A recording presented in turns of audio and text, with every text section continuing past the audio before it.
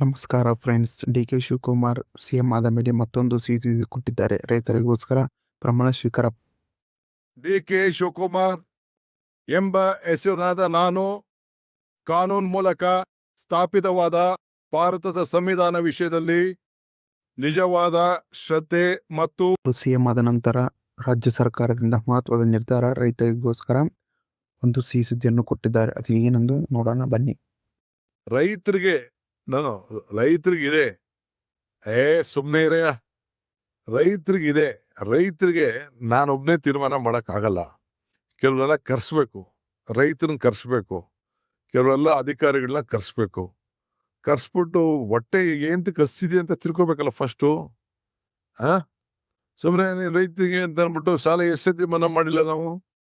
ಅದೆಲ್ಲ ಸಾಲ ಮನ್ನಕ್ಕೆ ಅದಕ್ಕೆ ಮದ್ದಲ್ಲ. ಅದನ್ನ ಫಸ್ಟು ಕೇಳೋಣ ಏನೇನು ಮಾಡಬೇಕು ಏನು ಅಂತ ಹೇಳಿ. ಈಗ ನಮ್ಮ ಮುನಿಯಪ್ಪನವ್ರ ಕೇಸ್ ಇದು ಏರಿಯಲ್ಲೆಲ್ಲ ಇದನ್ನ ದ್ರಾಕ್ಷಿ ಬೆಳೀತಾರೆ, ಕೆಲವು ರೇಷ್ಮೆ ಬೆಳೀತಾರೆ, ಏನೋ ಮಾಡ್ತಾರೆ. ಅವರು ಕೆಲಸ ಮಾಡೋದಕ್ಕಿಂತ ಜಾಸ್ತಿ ಇದೆ. ಅವ್ರ ಬದುಕು ಚೆನ್ನಾಗಿ ಮಾಡ್ಕೊಂಡಿದ್ದಾರೆ. ಸಿಲ್ಕು, ಮಿಲ್ಕು, ಆರ್ಟಿಕಲ್ಚರು, ಫ್ಲಾರಿಕಲ್ಚರು, ಸಿರಿಕಲ್ಚರು ಎಲ್ಲ ಇದೆ. ಆಮೇಲೆ ನೀರು ಇವೆಲ್ಲ ಏನೋ ಸಮಸ್ಯೆಗಳಿದೆ. ಅದಕ್ಕೆಲ್ಲ ರೈತಗಳೆಲ್ಲ ಕರೆಸಿ ಮಾತಾಡ್ಬಿಟ್ಟು ರೈತರ ಬಗ್ಗೆ ಕೂಡ ತೀರ್ಮಾನ ಮಾಡ್ತೇವೆ. ಸೊ ಹಿಂಗೆ ಬಹಳ ಪ್ರಮುಖವಾದಂತ ತೀರ್ಮಾನಗಳನ್ನ ಇವತ್ತು 6 ತೀರ್ಮಾನವನ್ನ ನಾವು ಮಾಡಿದ್ದೇವೆ. ರಾಜ್ಯದ ಎಲ್ಲರಿಗೂ ವಿಶ್ವ ಪರಿಸರದ ದಿನಾಚರಣೆ ಸರಸ್ವತಿ ಧಾರೆಗೆ